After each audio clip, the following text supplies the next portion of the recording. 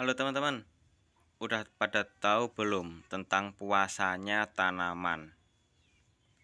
Kalau belum tahu, tak kasih lihat sebentar hasilnya seperti apa ya. Ini hasilnya dari puasa tanaman. Terus puasa tanaman itu apa gitu ya? Oke, jadi ini buahnya banyak ya. Ini hasil dari puasa tanaman. Dan ini kalau musim hujan, wes langsung aja lah, tak kasih lihat yang di sana ya. Oke, balik tentang puasanya tanaman. Tanaman itu puasanya manusia yang ngatur, ya. Kalau soal hasilnya itu Gusti Allah yang ngatur. Jadi pertama simpelnya gini, tanaman itu kalau bukan musimnya, ya, apalagi kalau tanaman buah itu kalau kena air hujan susah banget buahnya, gitu, ya. Biasanya kalau musim hujan itu musimnya banyak tunas yang keluar, jadi susah banget untuk menghasilkan buah. Nah, kalau ditanam di pot itu kita bisa melakukan pembuahan atau apa ya? Melakukan dengan cara pemuasaan air. Jadi potnya ini ya, media tanamnya itu tanah dicampur sama sekam. Kayak gini. 1:1. Jadi segini sekam, segini tanah dicampur jadi 2 ginian, ya kan? Oke. Setelah itu tanaman ditanam ya. Tanam di sini. Jadi kalau pas hujan itu dimasukin ke dalam rumah.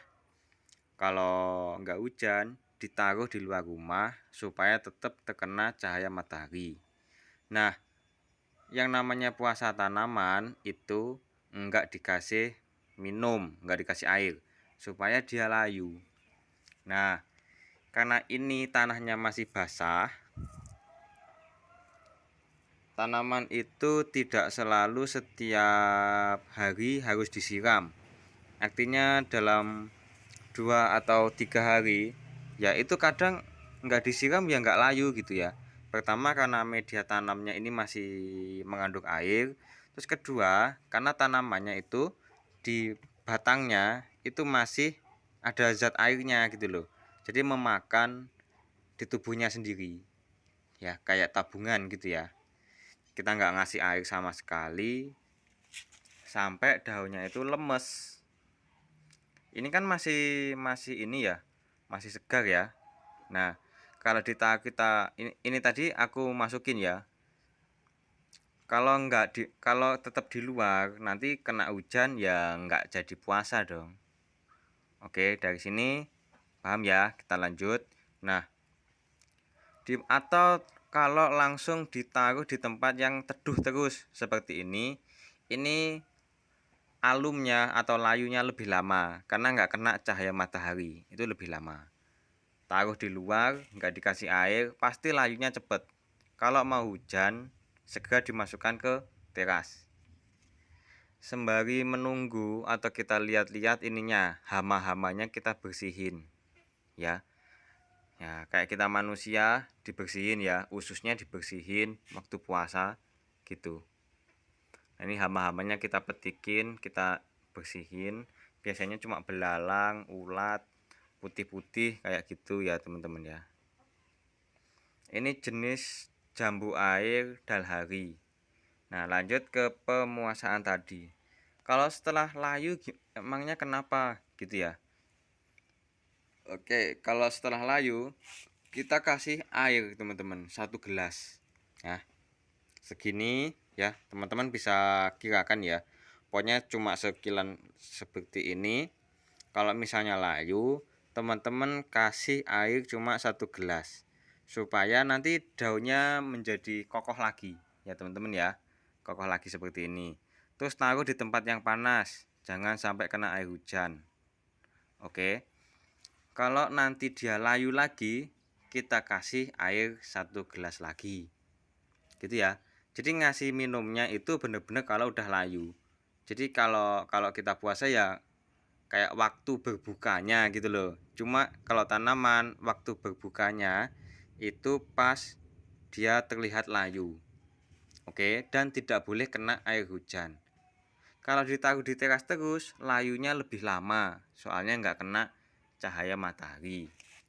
Oke.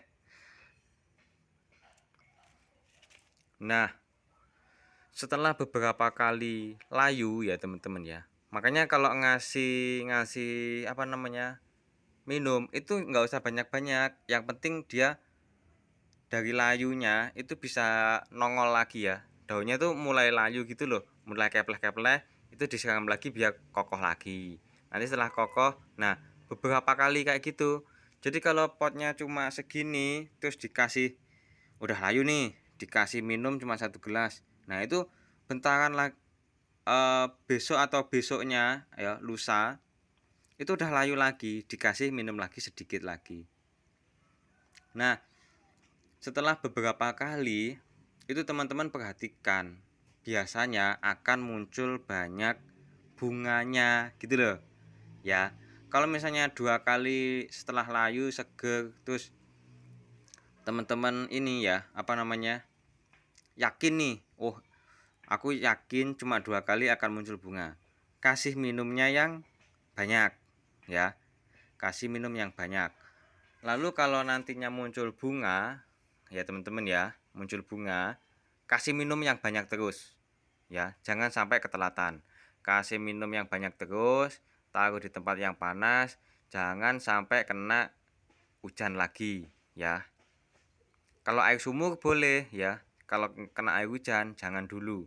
Nah setelah nanti bunganya itu menjadi pentil buah ya, kalau teman-teman masih sempat buat masukin ke apa namanya ke teras ya monggo. Tapi kalau masih pentil yang kecil-kecil itu beresiko rontok kalau kena air hujan. Kalau udah gede-gede segini, nah itu aman ya kena air hujan gitu.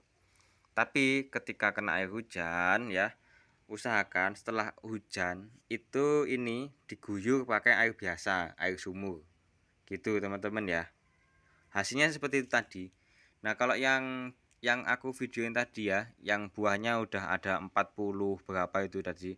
42 atau 41. Nah, itu udah layunya beberapa kali teman-teman ya.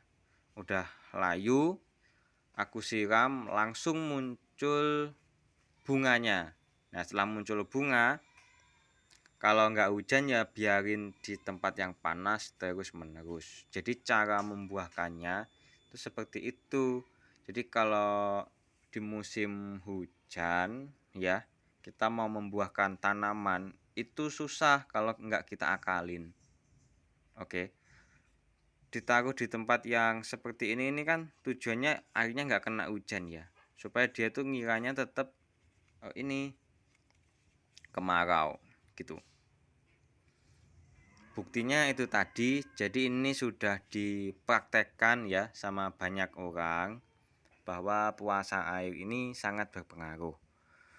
Nah, gimana kondisinya atau apa solusinya jika sudah dipuasakan air tetapi nggak muncul buahnya mas? Nah kayak gitu. Oke, kalau nggak muncul buahnya gimana? Pertama bisa diulang-ulang terus teman-teman ya. Layu disiram, layu disiram, layu disiram, layu disiram, seperti itu terus, nggak akan mati tanamannya. Yang penting begitu layu disiram, jangan sampai layu nanti kebablasan jadi kayu, dia jadi kayu bakar tanamannya gitu loh teman-teman. Dan biasanya tanaman yang pertama kali berbuah itu yang susah. Kalau udah pernah berbuah terus di puasa air itu gampang biasanya gitu. Jadi cuma awalnya doang yang susah. Kalau udah pernah berbuah itu gampang banget. Jadi teman-teman ya ini ujiannya kita sebagai penghobi tanaman ataupun meskipun belum hobi sama tanaman, yaitu susahnya itu yang pertama kali teman-teman biasanya. Kalau ditanam di tanah langsung yaitu kita nggak perlu mikir ya. Tapi ditanam di tanah langsung itu benar-benar tergantung sama cuaca. Kalau nanamnya di pot, kita bisa ngakalin. Kita kan dikasih otak sama Gusti Allah buat mikir kan. Nah, gitu. Kalau ditanam di pot seperti ini, nyaman banget. Jadi ketika hujan deras banget, kalau kita pengen menghasilkan buah ya yang rasanya manis, itu kita tinggal mengangkut potnya itu ditempatkan di tempat yang teduh supaya nggak kena air hujan gitu ya. Jadi ada capek ya ada hasil gitu loh. Nah, oke. Jadi sebelum sebelum di puasa air itu biasanya kan daunnya subur ya, tumbuh subur. Nanti dia akan gogrok, gugur ya. Jadi berkurang gitu loh. Atau teman-teman yang metikin juga bisa. Nah, metikinnya kayak gini, teman-teman. Jadi sisakan yang ujung-ujungnya doang. Kalau misalnya di atasnya sini itu ada yang muda, ya dibuang aja itu yang muda, ya. Karena ketika dipuasakan, dia akan lemes dan nggak bisa balik lagi kalau yang daun muda. Kalau yang daun tua seperti ini bisa. Jangan takut ya. Jadi yang buat patokan itu daun tua. Kalau daun mudanya itu lemes ya dibuang aja ya. Kalau yang daun tua itu bisa bangkit lagi kayak gini, seger lagi. Nah, ini yang ada di pot ini adalah sekam. Kok pot sih? Di karung ini sekam ya, sekam mentah. Jadi setiap aku lewat jalan, kalau ada orang nyelip ya nyelip gabah itu sangat seneng akunya. Pasti banyak sekamnya. Nah, nanti buat campuran tanaman itu bagus banget ya. Karena ketika disiram itu airnya nggak akan menggenang. Jadinya kayak apa ya? Istilahnya tuh tetap gembur gitu loh. Disiram gitu airnya langsung ambles gitu, langsung nggak menggenang. Kalau menggenang tanaman itu jelek hasilnya ya. Bagusan yang poros lah, subur dia jadinya lebihnya. Nah terus kalau ya itu sih lebih ke puasa air ya. Kalau untuk pupuk sih aku rasa nggak begitu ngaruh ya. Jadi antara diperlakukan puasa air dengan dikasih pupuk yang harganya mahal, itu lebih manjur yang di puasa air loh teman-teman daripada yang pupuk. Misalnya nih teman-teman kan ini ya males nih melakukan puasa air ya kan, kasih pupuknya itu banyak. Ya nanti belum tentu loh. Justru yang pasti kalau dikasih pupuk banyak itu tunasnya yang muncul juga banyak gitu. Sama-sama belum pasti tapi puasa air lebih lebih terbukti dan puasa air itu nggak pakai pupuk-pupukan ya, nggak pakai pupuk sama sekali. Kalaupun dikasih pupuk juga nggak apa-apa ya. Kalau aku pakai yang seperti ini pupuknya. Nah seperti ini pakai air kolam. Jadi air kolamnya ada ikan lelenya, ada azolannya, ada kangkungnya. Ini aku pupuk pakai kotoran sapi yang udah jadi tanah sehingga dia subur. Terus sehingga apa ini airnya itu agak keruh ya kan. Nah airnya buat nyiram. Nah hasilnya jadinya seperti ini teman-teman. Ada 3 tandan kayak gini. Bagus ya, aku sangat suka nih. Soalnya rasanya lebih manis daripada yang ditanam di tanah langsung.